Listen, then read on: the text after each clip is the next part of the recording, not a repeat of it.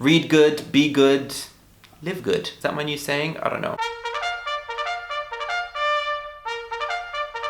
Hey guys, how's it going? Assalamu alaikum, peace be upon you. I hope you're all having a lovely week and you're reading good stuff, because if you read good stuff will happen to you. Not to sound too much like Oprah, but that is one of my mantras, beliefs, something. I told you guys in my last vlog that I want to talk to you about a really interesting, intriguing reading dilemma. Now, this is something that has been examined and dissected by loads and loads of different people. I'm actually quite late to the party to talk about this, but I thought I would chime in with my interesting story when it comes to the issue of reading books or reading eBooks. I personally never liked the idea of a Kindle or a book in digital form. I thought it was a weird concept when it first came out. I thought it was actually just a passing trend that would just not last, like Tamagotchis. You guys remember those weird things? Initially, the reason why I didn't like the idea of Kindles or eBooks is because books are made perfectly. They've been working fine for the past hundreds and hundreds and hundreds and hundreds of years.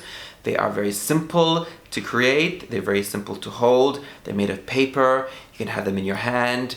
There's words on the page, you turn the page, very simple invention. They can have all different kinds of paperweight, paper textures, and cover art can range in all different ways. So owning a book isn't just only owning a story, but you're also owning like a beautiful object. In my last video, I showed you The Boat Maker, which was a very beautiful book to own. I have loads of books like that. In fact, the reason why I enjoy books more than, for example, ebooks or books on Kindle is because I enjoy collecting books. I have a huge collection of books. I mean, what's behind me right here is just the books I've been collecting over the last 2 years, 3 years. The majority of my book collection is actually in boxes stored up in New Zealand. And I keep telling myself that once I have a bigger place or more bookshelf space, then I'm gonna ship those books over so I can have all my books with me. There's something so magical or interesting or intriguing about having a bookshelf full of books. To me, it's a mind map of all the places that you have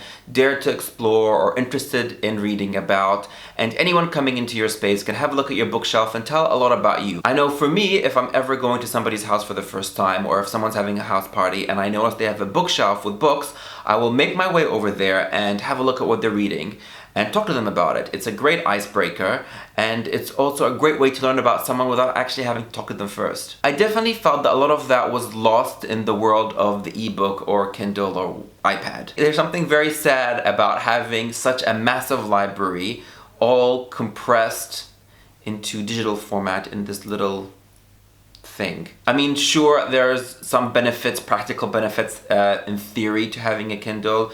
If you travel a lot and you don't want to carry a whole bunch of books, or if you don't have room in your house for books and you don't want to walk around dusting shelves and stuff like that, it's great to have a Kindle or a tablet. But to me, I still go back to the fact that there is something very sad about a Kindle. And I remember my very first interaction with a Kindle was when I went into a Borders bookshop and they had a bunch of them there. And when I held the Kindle, I just didn't feel excited holding it. It felt clunky, if that makes sense, because I'm used to having an iPhone or an iPad or even a Mac laptop or computer, which are so easy to use and they're so simple, and sometimes these kinds of machines talk to you. I assumed that a Kindle or an e-reader would be like that, but in fact I found it very difficult to navigate. There's just something about e-readers and Kindles that I just couldn't connect with in the way that I connect in a tactile level with a book. Another reason why I didn't ever want to buy a Kindle or an e-reader is because I already have too many wires and too many chargers in my home. Most of us have our iPads, our Macs, our laptops, our phones.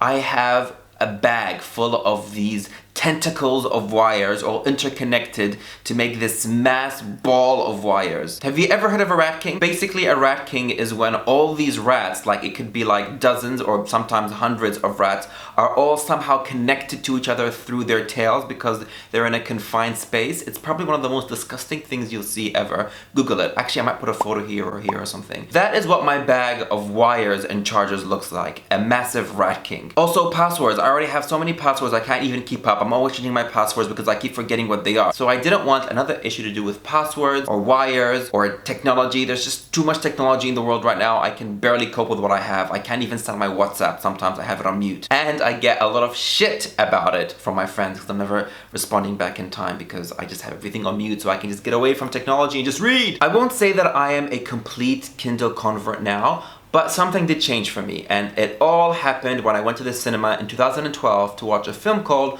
John Carter, directed by Andrew Stanton, and it stars Taylor Kitsch and Lynn Collins, I think her name is. Now, John Carter, or John Carter of Mars, was a movie that wasn't very commercially successful apparently. A lot of people didn't enjoy it, or they just didn't go and watch it. I'm not sure which. But I personally really enjoyed the movie. I think it's a great film and I think it's very underrated. The story was really interesting. I think the CGI was amazing. Dialogue was great. The musical score was amazing. I just really enjoyed it as a film, and I convinced so many of my friends who had preconceived notions about what this movie was going to be about to watch it, and they have also enjoyed it since. I'm not entirely sure why that movie didn't do very well in the box office, but I do have some theories. I remember that very same year Prince of Persia came out, and they came out at around about the same time, and that was a huge deal. I know that John Carter was supposed to be called Prince of Mars, so they changed that name. John Carter just as a name didn't really work with the poster. The poster really confused people. They thought it was maybe like a modern day action flick when in fact it wasn't. I think the marketing for the film wasn't done that well. There were some little niggly things in the story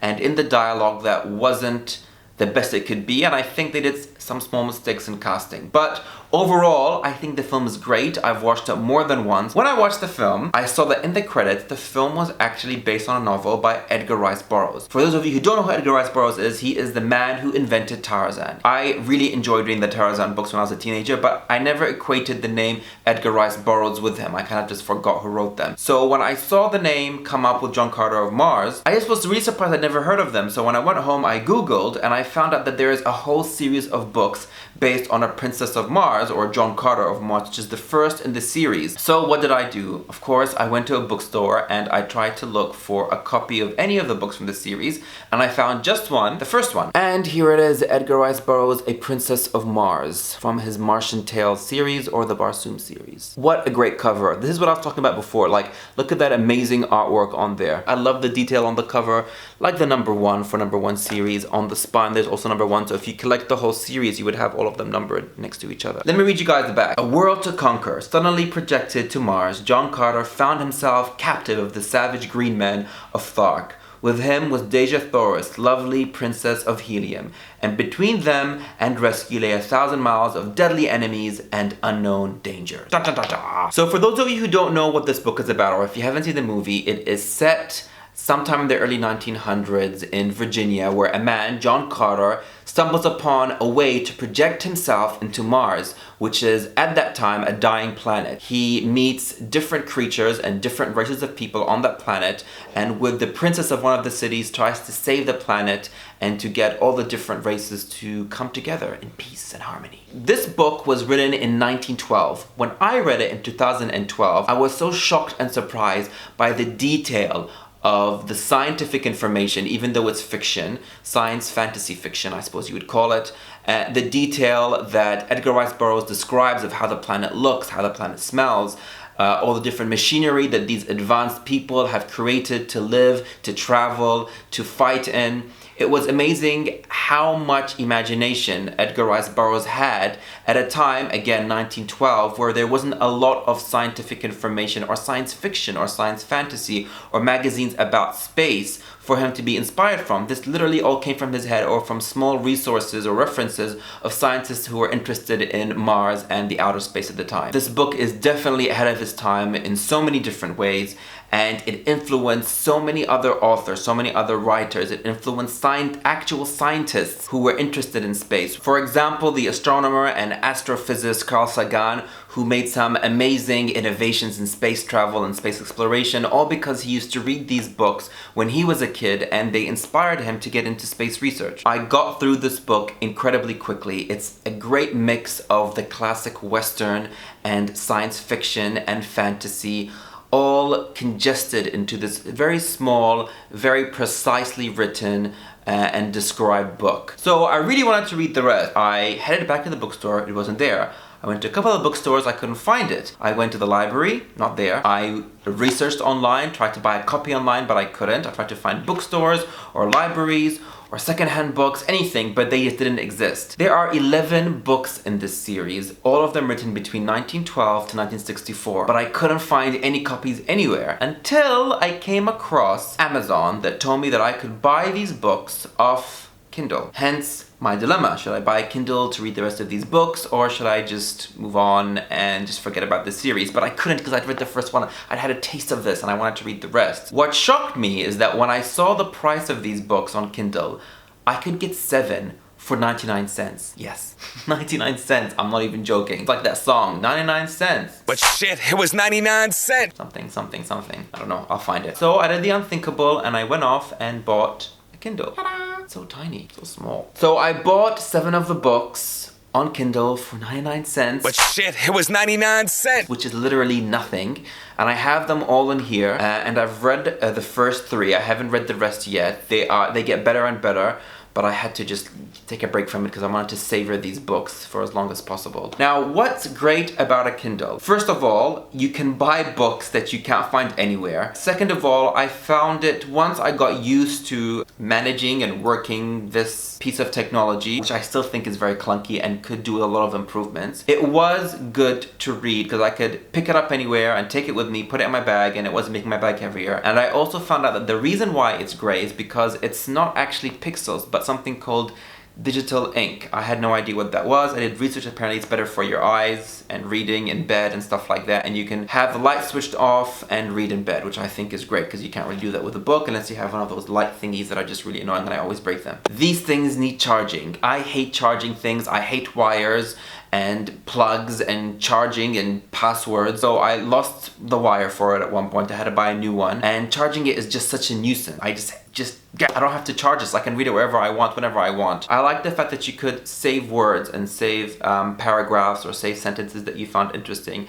and the fact that there's a built-in dictionary, so you could click on a word that you don't know the meaning of and find out what it means. That was very useful for me. So am I a Kindle convert? Probably not. I still prefer to go into bookstores and buy books and discover books on my own. I love to wander through bookshelves and see what comes out at me. And you can never do that really with a Kindle, I don't think. It's not the same. I also, again, love cover art, and I love feeling paper, texture of paper, and smelling a book. I'm weird, I know. And also, if I was ever to meet an author, he could sign my book, but he or she can't sign my Kindle. That would just be weird. But I am grateful that the Kindle does exist. I think it does cater to certain people's needs when it comes to reading. I think if people don't have time to read and this gives them the time to read, then I think it's a great invention. I also find my story to be incredibly ironic. I don't know if you guys picked up on this, but it took a new way of interacting with books and a new way of reading in this modern digital ebook world for me to discover a very old story by a great author that I would never have had the chance to read if I went to a bookstore. It helped me to discover this amazing, fantastical world that has inspired me and inspired so many other authors and writers and scientists that I would never have been able to if it wasn't for this little tablet right here. So thank you, Kindle. I really appreciate your help and services to expand my mind. It's kind of like the circle of life. Cue Lion King music.